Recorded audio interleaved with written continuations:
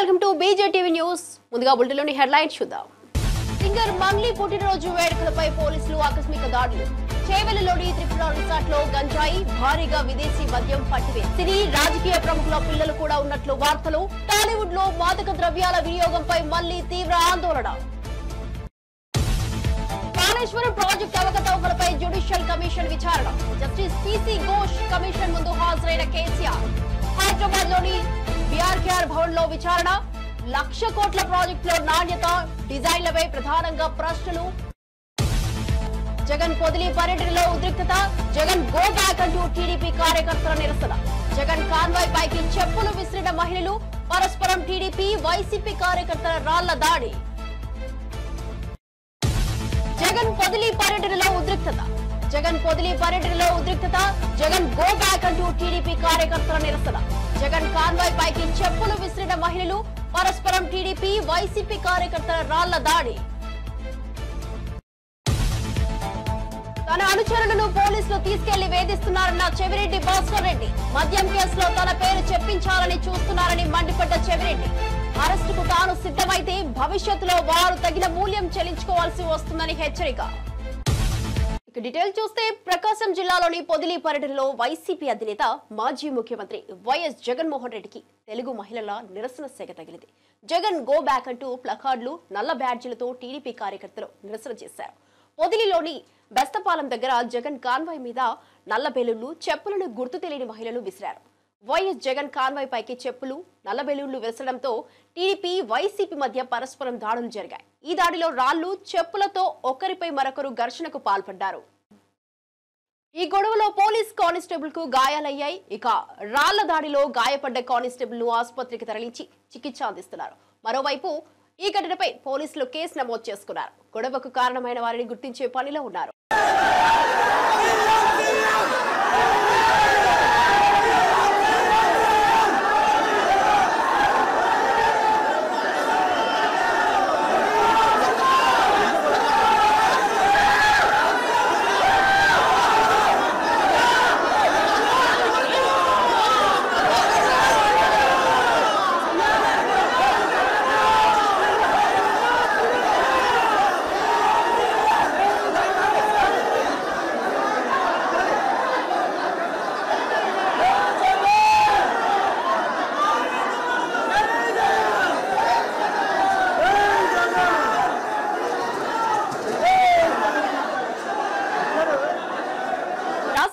ఒక్క పంటకు గిట్టుబాటు ధర లేక రైతులు తీవ్ర ఇబ్బందులు ఎదుర్కొంటున్నారని మాజీ సీఎం వైఎస్ జగన్ ఆవేదన వ్యక్తం చేశారు. వ్యవసాయం నష్టాల్లో కూరుకుపోవడంతో రైతుల పరిస్థితి దయనీయంగా మారిందన్నారు. ప్రభుత్వం రైతులను ఆదుకోవాల్సిన అవసరం ఉందని, కానీ ప్రస్తుతం జరుగుతున్న వ్యవహారాలన్నీ నిర్లక్ష్యానికి నిదర్శనమని విమర్శించారు. వైసీపీ పాలనలో రైతులకు మద్దతుగా అనేక సంక్షేమ పథకాలు అమలయ్యాయని, రైతు రాజ్యంగా ఆ రోజులు నిలిచిపోయాయని గుర్తు చేశారు. రాష్ట్ర ప్రభుత్వం ఇప్పటికైనా స్పందించాలని జగన్ కోరారు. ఒక రైతు ఆత్మహత్య చేసుకున్నాడు. ఇద్దరు రైతులు గిట్టుబాటు ధర లేక ఇదే జిల్లాలో రైతాంగం చనిపోయిన పరిస్థితుల మధ్య ఈరోజు నేను ఇక్కడికి వచ్చి రైతులు పడతా ఉన్న అగసాట్లను ప్రభుత్వాన్ని గట్టిగా నిలదీస్తూ ప్రశ్నిస్తా ఉన్నా. ఈరోజు రైతు పడతా ఉన్న పరిస్థితుల మధ్య ఏ పంటకు కూడా ఈరోజు రాష్ట్రంలో గిట్టుబాటు ధరలు లేవు. వరి ప్రొక్యూర్మెంట్ మొన్న చేశారు. ఏ రైతుకైనా కూడా, ఏ రైతును తీసుకున్నా కూడా కనీసం 300 రూపాయల నష్టానికి రైతు ఎంఎస్పీ కన్నా తక్కువ రేటుకు అమ్ముకోవాల్సిన పరిస్థితిలో ధాన్యాన్ని రాష్ట్ర ప్రభుత్వం కొనుగోలు చేసింది. వరి దగ్గర నుంచి మొదలు పెడితే మిరప, పత్తి, జొన్న, కందులు, మినుములు, పెసులు, మొక్కజొన్న, సజ్జ, రాగులు, వేరుశనగ, అరటి, చీని, పొగాకు, కొక్కు, ఏ పంట తీసుకున్నా కూడా రైతన్నకు ఈరోజు గిట్టుబాటు ధర రాని పరిస్థితి ఈరోజు రాష్ట్రంలో కనిపిస్తూ ఉంది.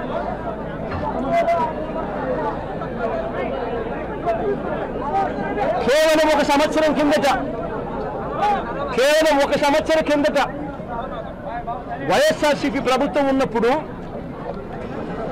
రైతు రాజ్యంగా రాష్ట్రంలో పరిపాలన సాగించినప్పుడు రైతు పరిస్థితి ఎలా ఉండేది, ఒక్క సంవత్సర కాలంలో రైతు ఎలా దిగజారిపోయాడు అని చెప్పడానికి నిదర్శనం ఈరోజు రాష్ట్రంలో ఈ జిల్లాలో జరిగిన రైతు ఆత్మహత్యలు.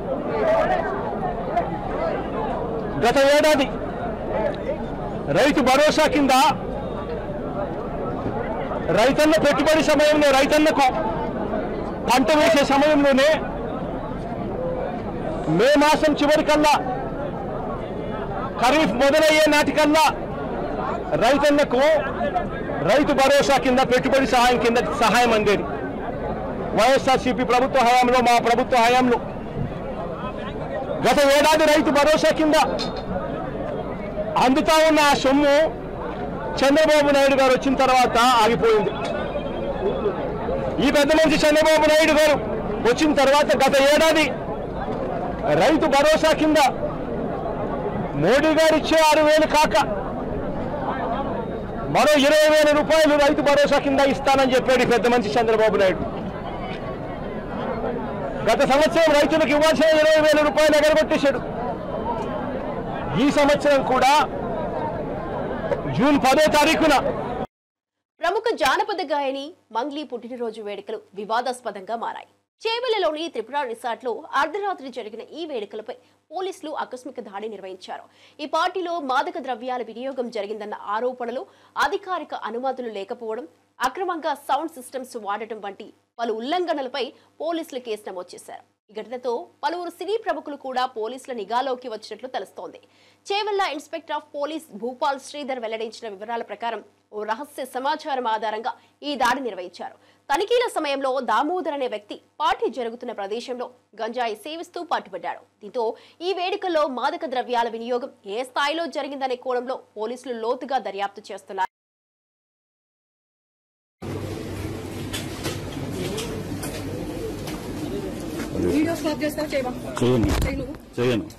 నా డ్యూటీకి అడ్డం తెలియకండి మీరు. నా డ్యూటీకి అడ్డం తెలియకండి మీరు. నా డ్యూటీ ఎట్లా వస్తారు మీరు?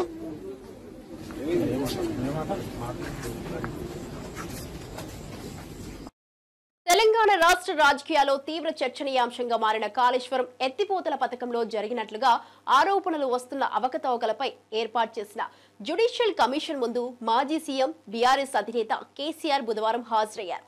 ఆయన ముఖ్యమంత్రిగా ఉన్న సమయంలోనే ఈ భారీ ప్రాజెక్టు నిర్మాణం జరిగిందన్నారు. ఇక హైదరాబాద్ లోని బీఆర్కేఆర్ భవన్ లో ఏర్పాటు చేసిన జ్యుడిషియల్ కమిషన్ కార్యాలయానికి కేసీఆర్ ఉదయం 11 గంటల తర్వాత చేరుకున్నారు. సుప్రీంకోర్టు మాజీ న్యాయమూర్తి జస్టిస్ పీసీ ఘోష్ నేతృత్వంలోని ఈ కమిషన్ కాళేశ్వరం ప్రాజెక్టు నిర్మాణంలో జరిగిన అక్రమాలు, నాణ్యతా లోపాలపై విచారణ జరుపుతోంది.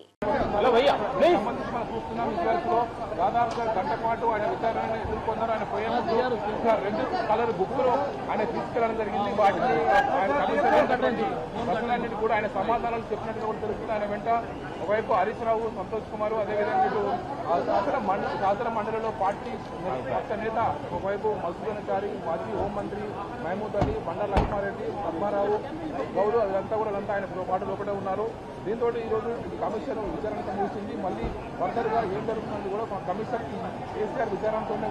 ఏపీ మద్యం కుంభకోణం కేసులో తనను ఇరికించి అక్రమంగా అరెస్టు చేయాలని చూస్తున్నారని వైసీపీ నేత, మాజీ ఎమ్మెల్యే చెవిరెడ్డి భాస్కర్ రెడ్డి ఆగ్రహం వ్యక్తం చేశారు. కేసుతో సంబంధం లేని తనను ఈ కేసులో ఇరికించాలని సిట్ అధికారులు చూడటం బాధాకరమని అన్నారు. గిరి, బాలాజీ సహా మరికొద్ది మందిని తీసుకెళ్లి తన పేరు చెప్పించాలని, వారికి నరకం చూపిస్తున్నారని ఆరోపించారు. తనను కేసులో అరెస్టు చేయించి సంతోషపడాలని అనుకుంటున్నారని మండిపడ్డారు. తనను అరెస్టు చేయాలని అనుకుంటే నేరుగా తానే సిట్ కార్యాలయానికి వస్తానని సవాల్ చేశారు. తనను ఈ కేసులో ఇరికించేందుకు పోలీసులు చాలా కష్టపడుతున్నారని, దేనికైనా తాను సిద్ధమని పేర్కొన్నారు.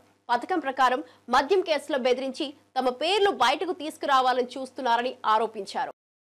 భాస్కర్ రెడ్డికి సంబంధం ఉంది.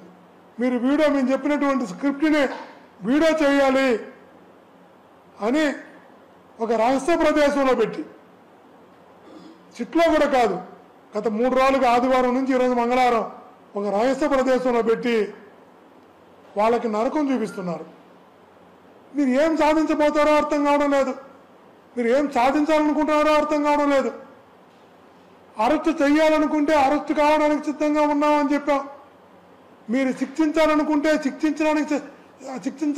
శిక్షలు ఎదుర్కోవడానికి అన్యాయంగా మీరు ఏ శిక్ష విధించాలనుకున్నా దాన్ని ఎదుర్కోవడానికి సిద్ధంగా ఉన్నామని చెప్పాం. మీరు జైలుకి పంపాలనుకుంటే మీ చిట్టి కార్యాలయానికి వస్తాం, అరెస్ట్ చేసి జైలుకి పంపని చెప్పాం. కానీ చిన్న చిన్న ప్రాణాలను చంపేయద్దు అంటున్నాం. చిన్న చిన్న ప్రాణాలకు నరకం చూపించద్దు అంటున్నాం. చిన్న చిన్న ప్రాణాలు జీవితం అంటే భయపెట్టేలా చేయొద్దు అంటున్నాం. మీకు తెలుసు, మీ మనస్సాక్షికి తెలుసు ఇందులో ఏ కేసు లేదు, ఏ తప్పు లేదు అని. తెలిసినా కూడా తప్పుడు కేసులు పెట్టడానికి, తప్పుడు సాక్ష్యాలు సృష్టించడానికి మీరు పడుతున్నటువంటి కష్టం, శ్రమ, తపన చూస్తుంటే నిజంగా కూడా అనిపిస్తుంది ఒక వ్యవస్థ ఈ స్థాయికి వెళ్ళిపోతుందా అని. ఓకే, మీరు ఈరోజు తప్పుడు కేసులు పెట్టి తప్పుడు సాక్ష్యాలు సృష్టించి శిక్ష విధిస్తారు, భరించడానికి సిద్ధంగా ఉన్నాం. ఏ తప్పు చేయకపోతే తెలంగాణ రాష్ట్రంలో ఇరిగేషన్ అభివృద్ధిపై విమర్శలు చేసే వారిని తీవ్రంగా ఎద్దేవా చేసిన BRS working president KTR irrigation అంశంలో కేసీఆర్ ను ప్రశ్నించడం అంటే హనుమంతుని ముందు కుప్పిగంతలు వేయడమే అని వ్యాఖ్యానించారు. రాష్ట్రంలో నీటి ప్రాజెక్టుల ద్వారా వచ్చిన ప్రగతిని గుర్తించకుండా విమర్శలు చేయడం అర్థహీనమని, కేసీఆర్ నాయకత్వంలో రాష్ట్రంలో సాగునీటి ప్రాజెక్టులు విస్తృతంగా అభివృద్ధి చెంది రైతులకు మేలు జరిగిందని పేర్కొన్నారు. దానికి మీ మద్దతు పలకాలని రాష్ట్ర ప్రజలకు రేవంత్ రెడ్డి అనే ఒక చిల్లర నాయకుడు, ఒక చిల్లర వ్యక్తికి కేబినెట్ అంటే అర్థం కాదు, కేబినెట్ ఎట్లా పనిచేస్తుందో అర్థం కాదు. ఎందుకంటే ఆయన ఆలోచనలు వేరు, ఆయన ఎజెండా వేరు. ఆయనకు రాష్ట్ర ప్రయోజనాల కంటే, రైతుల ప్రయోజనాల కంటే రాజకీయ ప్రయోజనాలు, రాక్షస ఆనందము, పైశాచిక ఆనందం ఆయనకు ముఖ్యం. ఆయన చిల్లర పని చేసి బ్యాగులు మోసి జైల్లో పడ్డాడు కాబట్టి మా వాళ్ళని కూడా కొంతమంది జైల్లో పెట్టాలనేది ఆయన వికృతమైన ఆలోచన తప్ప ఇంకోటి కానే కాదు. నేను చెప్పేదల్లా ఒకటే, అబద్ధం నిజం నిలకడ మీద తెలుస్తుంది. నిజం కడప దాటే లోపల అబద్ధం అంగిలాగేసుకుని ఊరంతా తిరిగి వస్తుంది అన్నట్టు కొన్ని రోజులు కాళేశ్వరం అని, కొన్ని రోజులు ఫోన్ ట్యాపింగ్ అని, కొన్ని రోజులు ఫార్ములా ఈ అని ఏదైతే డ్రామాలు రేవంత్ రెడ్డి ఆడుతా ఉన్నాడో, ఆయన ప్రభుత్వం ఆడుతా ఉందో, ఇవన్నీ కూడా కేవలం ప్రజల దృష్టి మళ్లించడానికి చేస్తున్న చిల్లర ప్రయత్నం. 420 హామీలు, 6 గ్యారంటీలు అమలు చేయలేని ముఖ్యమంత్రి, చివరికి మంత్రివర్గ విస్తరణ చేయలేని ముఖ్యమంత్రి, చివరికి మంత్రివర్గ విస్తరణ చేసిన పోర్ట్ఫోలియోలు కూడా కేటాయించుకోలేని ఒక అసమర్థ ఫెయిల్యూర్ చీఫ్ మినిస్టర్. ఆయన ఫెయిలియర్ ని కప్పిపుచ్చుకోవడానికి చిల్లర ప్రయత్నాలు చేస్తున్నాడు, అంతకంటే చేసేదేం లేదు. కేసీఆర్ గారితో ఇరిగేషన్ గురించి మాట్లాడడం అంటే హనుమంతుడి ముందు కుప్పిగంతులాగా ఉంటుంది. ఎందుకంటే కేసీఆర్ గారికి సమకాలీన రాజకీయాల్లో భారతదేశంలో ఆయనకున్నంత క్షుణ్ణమైన అవగాహన, నదులు, వాగులు, వంకలు, చెరువులు ఏం చేయొచ్చు అనేది, ఏం చేసి చూపెట్టిందో కూడా కేసీఆర్ నాయకత్వం తెలంగాణ ప్రజల ముందే ఉంది. బ్రహ్మాండంగా తెలంగాణను 1,00,00,000 ఎకరాల మాగాణం చేసి వరిధాన్యం ఉత్పత్తిలో పంజాబ్ ను, హర్యానాను దాటిపోయి తెలంగాణ అనే కరువు పాలిత ప్రాంతాన్ని ఇవాళ భారతదేశంలో అగ్రభాగాన్ని నిలబెట్టినందుకు కేసీఆర్ గారికి నోటీసులు ఇస్తారా? లేదా ప్రపంచంలోనే అతిపెద్ద లిఫ్ట్ ఇరిగేషన్ ప్రాజెక్టును 4 ఏళ్లలో ప్రజాస్వామ్య భారతదేశంలో కట్టినందుకు మీరు నోటీసులు ఇస్తారా? దేనికి ఇస్తారు కేసీఆర్ కు నోటీసులు? అన్ని చర్చలు కూడా ఇవాళ కమిషన్ ముందు జరుగుతాయి. ఎన్ని ప్రశ్నలు అడిగినా వాటికి సమాధానాలు సమర్థవంతంగా మేము చెప్తాము. ఇప్పటికే హరీష్ రావు గారి ప్రెజెంటేషన్ తోనే కాంగ్రెస్, బీజేపీ నాయకులు ఫ్యూజులు ఎగిరిపోయినాయి. ప్రజలకు కూడా మొత్తం వాస్తవాలు అర్థమైపోయినాయి. వాడు కొత్తగా చెప్పడానికి కానీ మరి అడగడానికి కానీ వాస్తవంగా ఏం లేదు. కానీ సాంకేతికంగా పిలవాలి కాబట్టి పిలిచడం నేను అనుకుంటాను. రేవంత్ రెడ్డి వాళ్ళ మామ దగ్గర కూర్చుంటే మంచిది. పిల్లనిచ్చిన మామ దగ్గర రేవంత్ రెడ్డి 5 నిమిషాలు కూర్చొని బుద్ధి జ్ఞానం తెచ్చుకుంటే మంచిది. సూదిని పద్మారెడ్డి గారు, గీత గారి తండ్రి, వారు చెప్పినారు 94,000 కోట్ల ఖర్చైన ప్రాజెక్టులో 1,00,000 కోట్ల అవినీతి అనేది ఒక తెలివి తక్కువ అంటున్నాడు. మరి ఆ తెలివి తక్కువ ఆయన అల్లుడు, మా కర్మగాలి. ఆ తెలివి తక్కువ ఇలా రాష్ట్రానికి ముఖ్యమంత్రి. కాబట్టి మేము అనేది ఏంటంటే రేవంత్ రెడ్డి గారు ముందు పోయి వాళ్ళ మామగారి దగ్గర కూర్చొని కొన్ని పాఠాలు నేర్చుకుంటే మంచిది. కాళేశ్వరం ప్రాజెక్టు విచారణ పూర్తిగా అయిపోయిన తరుణంలో మళ్ళీ 2 ఏళ్లు పొడిగించి కేసీఆర్ ను ఇటు హరీష్ రావు పెంచినటువంటి సందర్భం కనిపించింది. దీన్ని ఎట్లా చూస్తుంది? ఖచ్చితంగా కక్ష సాధింపు, రాజకీయ వేధింపు తప్ప ఇందులో ఏమీ లేదు. నిజం నిలకడ మీద తేలుతుంది. ముమ్మాటికి అల్టిమేట్ గా ప్రజాక్షేత్రంలో, న్యాయస్థానాల్లో ఎక్కడెక్కడైతే ఇవాళ ఈ విచారణను, ఈ వేధింపులను ప్రజలు గమనిస్తున్నారో, 1,00,00,000 ఎకరాల మాగాణం చేసి పంజాబ్ ను, హర్యానాను దాటే విధంగా తెలంగాణలో వ్యవసాయ ఉత్పత్తి పెంచిన కేసీఆర్ గారి మీద వేధింపుకు పాల్పడితే తప్పకుండా ప్రజాక్షేత్రంలో ప్రజలు బుద్ధి చెప్తారు. 1.5 కాలంగా ఒక ప్రాజెక్టు డిపిఆర్ గానీ, కనీసం శంకుస్థాపన గానీ, ఒక ఇటుక పెట్టి దాఖలా లేవు. ఎట్లా చూస్తారు కాంగ్రెస్ పార్టీ? ఉప ముఖ్యమంత్రి ముఖ్యమంత్రి పవన్ కళ్యాణ్ నంద్యాల జిల్లా నందికొట్కూరు మండలంలోని తన ఇంటి పేరుతో ఉన్న కొణిదెల గ్రామ అభివృద్ధికి 50 లక్షల రూపాయలు ప్రకటించిన విషయం విదితమే.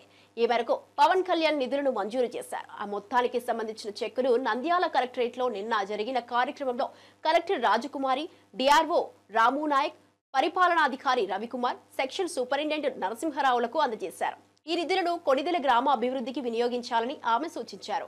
ఈ ఏడాది మార్చి నెలలో పవన్ కళ్యాణ్ కర్నూలు జిల్లాలో పర్యటించారు.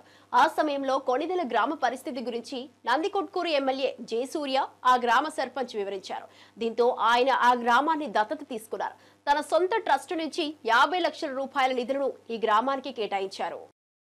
టీఆర్ఎస్ నేతలపై ఎమ్మెల్సీ అద్దంకి దయాకర్ తీవ్ర వ్యాఖ్యలు చేశారు. కాంగ్రెస్ లేకపోతే కల్వకుంట్ల కుటుంబానికి పుట్టగతులే ఉండేవి కావు. టీఆర్ఎస్ కు భవిష్యత్తు ఇచ్చింది కాంగ్రెస్ పార్టీని అని మండిపడ్డారు. టీఆర్ఎస్ ను కాంగ్రెస్ లో విలీనం చేస్తామని చెప్పి దొంగ ప్రకటనలు చేశారని ఆరోపించారు. కవితా లిక్కర్ కేసు, కేటీఆర్ ఫార్ములా ఈ రేస్ వ్యవహారం, కేసీఆర్ కాళేశ్వరం స్కామ్, కవితా లిక్కర్ కేసు, కేటీఆర్ ఫార్ములా ఈ రేస్ వ్యవహారం, కేసీఆర్ కాళేశ్వరం స్కామ్ ఆల్ కల్వకుంట్ల కుటుంబ అవినీతికి నిదర్శనాలని ఆరోపించారు.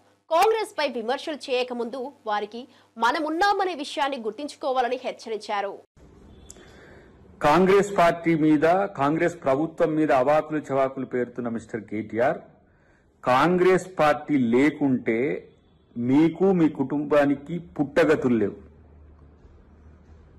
ఆ రోజున తెలంగాణ ప్రజల కోసం కాంగ్రెస్ పార్టీ తెలంగాణ ఇవ్వాలనుకున్న పరిస్థితుల్లో 2004లో మీతో పొత్తు పెట్టుకున్న తర్వాత మీ పార్టీకి భవిష్యత్తునిచ్చింది కాంగ్రెస్ పార్టీ.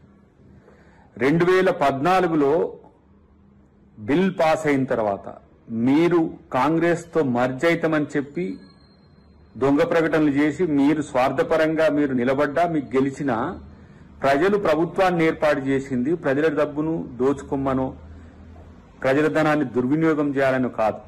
ఇలా ప్రాజెక్టుల పేరు మీద మీరు చేసిన ఏవైతే దందాలు ఉన్నాయో అవన్నిటికీ ఇలా ఏమైతుంది, మీరు మీ కుటుంబం మొత్తం ఇలా అవినీతిమయమైన పరిస్థితి. ఒకటి లిక్కర్ కేసులో మీ చెల్లి, ఇలా కాళేశ్వరం దాంట్లో మీ బావ, ఈ ఫార్మా రేసులో నువ్వు, చివరికి ఇలా మీ తండ్రి గారిని కూడా కాళేశ్వరం కమిషన్ ముందు నిలబెట్టింది అని అంటే తెలంగాణ ప్రజలకు మోసం చేసినందుకు, దగా చేసినందుకే. కాబట్టి కాంగ్రెస్ పార్టీ మీద ఇష్టం వచ్చినట్టు మాట్లాడాలనుకుంటే ప్రజలేమీ ఆలోచన లేకుండా లేరు. మిమ్మల్ని ఓడగొట్టి ఈరోజు ఇంట్లో బండబెట్టింది కూడా అదే, గుర్తుపెట్టుకోండి. శ్రీ సత్యసాయి జిల్లా ధర్మవరంలో నిర్వహించిన యోగాంధ్ర కార్యక్రమంలో మంత్రి సత్యకుమార్ పాల్గొన్నారు. యోగాసనాలు వేస్తూ ప్రజలకు ఆరోగ్యంపై అవగాహన కల్పించారు. ఆరోగ్యకరమైన జీవితం ఆరోగ్యవంతమైన సమాజాన్ని నిర్మించేందుకు సహాయపడుతుందన్నారు. జూన్ 21న విశాఖపట్నంలో జరగనున్న అంతర్జాతీయ యోగా దినోత్సవాన్ని విజయవంతం చేయాలని ప్రజలకు పిలుపునిచ్చారు. యోగా దినోత్సవం ద్వారా ప్రజల్లో ఆరోగ్య సంస్కృతి బలపడుతుందని పేర్కొన్నారు. ముఖ్యంగా 2 కోట్ల మందిని వీటికి సమాయత్తం చేసి దీనికోసం రిజిస్ట్రేషన్ కార్యక్రమాన్ని చేపట్టి ఇవాళ 2 కోట్లు దాటిపోయాయి రిజిస్ట్రేషన్స్. 2,20,00,000 దాకా చేసి 2 కోట్ల మందిని భాగస్వామ్యం చేయాలనే ఉద్దేశం ఉంది. ఆనాడు జూన్ 21 ఏనాడైతే 11వ అంతర్జాతీయ దినోత్సవాన్ని మనం ప్రధానమంత్రి గారి ముఖ్య అతిథిగా జరుపుకుంటాము, మొత్తం యావత్తు ఆంధ్రప్రదేశ్ దాంట్లో భాగస్వామ్యం కావాలనే లక్ష్యాన్ని నిర్దేశించుకోవడం జరిగింది. ఇది కేవలం రికార్డు బద్దలు కొట్టడం కోసమో ఇతరత్ర కార్యక్రమాల కోసం ప్రపంచ దృష్టిని ఆకర్షించడం ఒకటి, ముఖ్యంగా దీన్ని యోగాని ఒక జీవన విధానంగా, వే ఆఫ్ లైఫ్ గా మార్చాలనే ఉద్దేశంతో ముఖ్యమంత్రి గారి ఈ కార్యక్రమాన్ని ఇంత పెద్ద స్థాయిలో చేపడుతున్నారు. తద్వారా మనకు శారీరక ఉల్లాసమే కాకుండా మానసిక వికాసం, మానసిక ప్రశాంతత కూడా లభిస్తుంది, ఆరోగ్యం బాగుపడుతుంది. తద్వారా అనారోగ్యం బారిన పడకుండా ఉంటాం. ఒక ఆరోగ్యకరమైన జీవితం, ఒక ఆరోగ్యకరమైన సమాజానికి దారితీస్తుంది. మనం కలగంటున్న స్వర్ణాంధ్రప్రదేశ్ ఏదైతే హెల్దీ, వెల్దీ, హ్యాపీ, ఆరోగ్యకరమైన, సుసంపన్నమైన లేదా ఈ వెల్దీ, హ్యాపీ, సుసంపన్నమైన లేదా సంతోషకరమైన ఆంధ్రప్రదేశ్ని, ఆరోగ్యకరమైన, సుసంపన్నమైన, సంతోషకరమైన ఆంధ్రప్రదేశ్ని నిర్మించాలనే లక్ష్యం దిశగా ఈ మనం చేపట్టబోయే ఈ యోగాంధ్ర కార్యక్రమం ఒక పునాది వేస్తుంది. ధన్యవాదాలు. అధికార యంత్రాంగం నుంచి ప్రతి ఒక్కరు, ముఖ్యంగా 2 కోట్ల మందిని. అనకాపల్లి జిల్లా ఎస్ రాయవరం మండలం గెడ్డపాలెం గ్రామంలో జరిగిన ఏరువాక కార్యక్రమంలో హోంమంత్రి పాల్గొన్నారు. భూమి పూజ చేసి కాడెడ్లతో నాగలి పట్టుకుని స్వయంగా పొలం దున్నారు. రైతుల పండుగలా జరిగిన ఈ కార్యక్రమంలో మంత్రి మాట్లాడుతూ వ్యవసాయం మన సంస్కృతి అద్దమని పేర్కొన్నారు. ఈ సందర్భంగా రైతులకు రాయితీపై విత్తనాలు పంపిణీ చేశారు. గ్రామస్తులతో మమేకమై పంటల పరిస్థితులను అడిగి తెలుసుకున్నారు. రైతుల అభ్యున్నతే ప్రభుత్వ లక్ష్యమని తెలిపారు.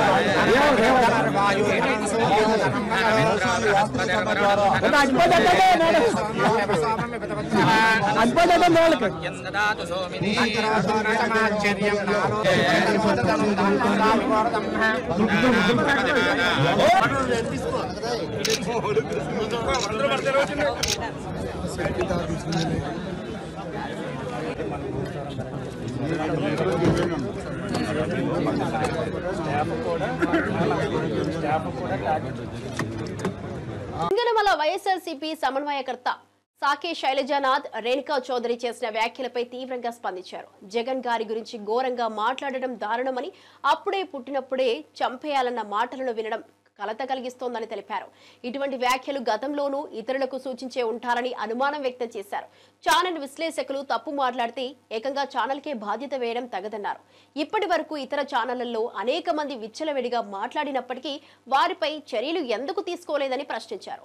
మీకు జరుగుతోందని ఇప్పుడు జరిపిస్తున్నారు, మీరు నేర్పిన విదే కొత్త వాళ్ళు నేర్చుకుంటున్నారని చంద్రబాబుకు హితవు పలికారు. నేను రాజశేఖర రెడ్డి గారి ఆడ సంతానానికి కూడా చెప్పాలనుకుంటా ఉన్నాను. వాళ్ళకు కూడా ఏం మాట్లాడుతూ ఉన్నారో అర్థం చేసుకొని మాట్లాడండి. ఈ రోజున మా జిల్లాలో జరిగిన బాధల గురించి మాట్లాడండి. ఎందుకు నాకు ఇంకా మిమ్మల్ని ఏం అనుభూతి కావడంలే, రాజశేఖర రెడ్డి గారి సంతానం కాబట్టి.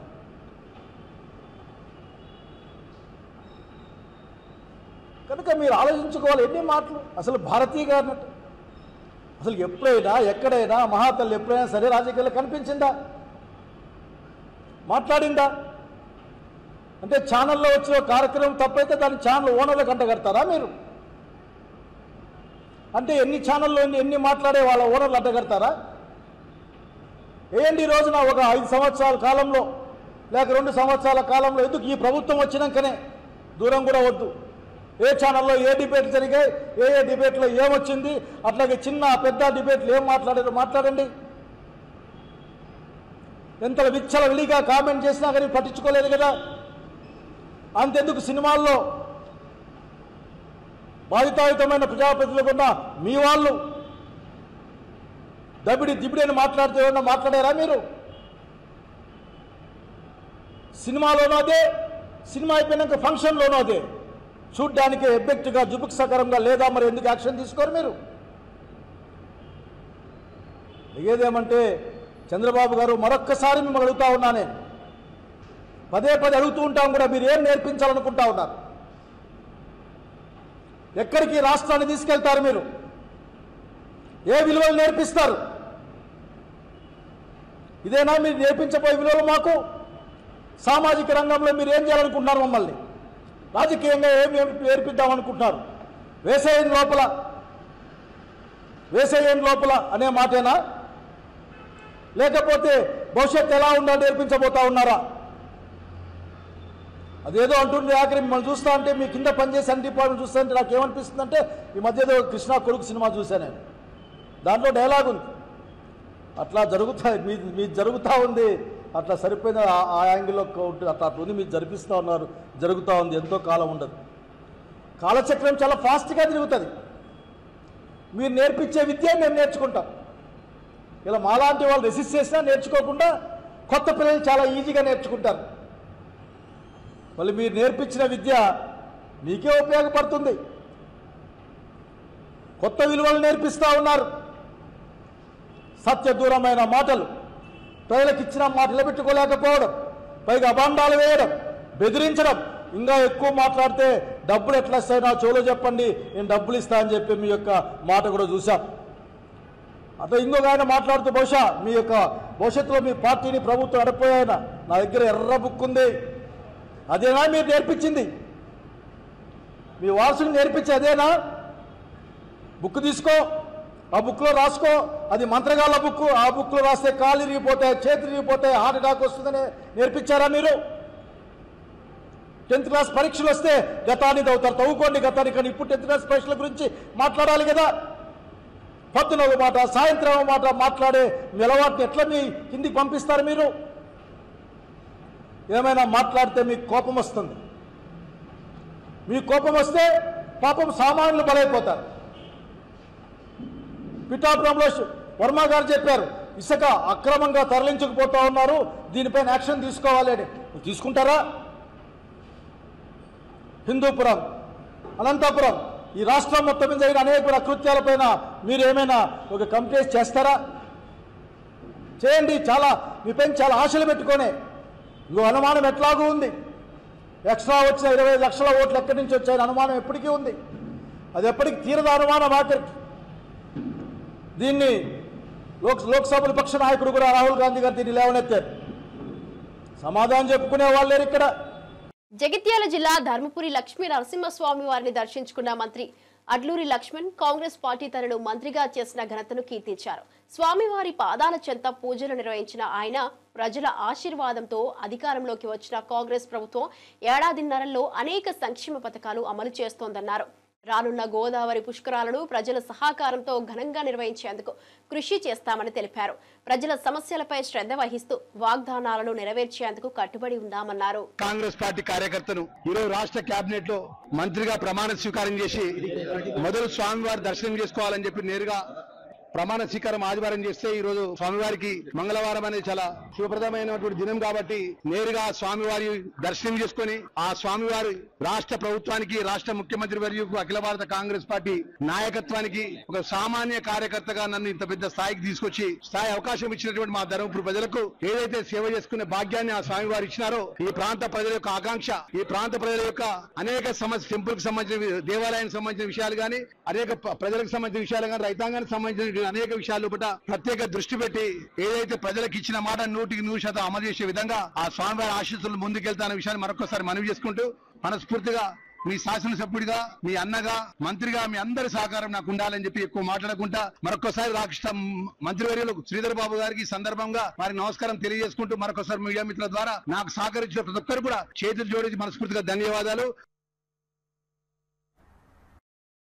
సింగర్ మంగ్లీ పుట్టినరోజు వేడుకలపై పోలీసులు ఆకస్మిక దాడులు. చేవెళ్లలోని త్రిపుర రిసార్ట్ లో గంజాయి, భారీగా విదేశీ మద్యం పట్టివేసి సినీ రాజకీయ ప్రముఖుల పిల్లలు కూడా ఉన్నట్లు వార్తలు. టాలీవుడ్ లో మాదక ద్రవ్యాల వినియోగంపై మళ్లీ తీవ్ర ఆందోళన. కాళేశ్వరం ప్రాజెక్టు అవకతవకలపై జ్యుడిషియల్ కమిషన్ విచారణ. జస్టిస్ పిసి ఘోష్ కమిషన్ ముందు హాజరైన కేసీఆర్. హైదరాబాద్ లోని బీఆర్కేఆర్ భవన్ లో విచారణ. 1,00,000 కోట్ల ప్రాజెక్టులో నాణ్యత, డిజైన్లపై ప్రధానంగా ప్రశ్నలు. జగన్ పొదిలి పర్యటనలో ఉద్రిక్తత. జగన్ గో బ్యాక్ అంటూ టీడీపీ కార్యకర్తల నిరసన. జగన్ కాన్వాయ్ పైకి చెప్పులు విసిరిన మహిళలు. పరస్పరం టీడీపీ, వైసీపీ కార్యకర్తల రాళ్ల దాడి. జగన్ పొదిలి పర్యటనలో ఉద్రిక్తత. జగన్ గో బ్యాక్ అంటూ టీడీపీ కార్యకర్తల నిరసన. జగన్ కాన్వాయ్ పైకి చెప్పులు విసిరిన మహిళలు. పరస్పరం టీడీపీ, వైసీపీ కార్యకర్తల రాళ్ల దాడి. తన అనుచరులను పోలీసులు తీసుకెళ్లి వేధిస్తున్నారన్న చెవిరెడ్డి భాస్కర్ రెడ్డి. మద్యం కేసులో తన పేరు చెప్పించాలని చూస్తున్నారని మండిపడ్డ చెవిరెడ్డి. అరెస్టుకు తాను సిద్ధమైతే భవిష్యత్తులో వారు తగిన మూల్యం చెల్లించుకోవాల్సి వస్తుందని హెచ్చరిక.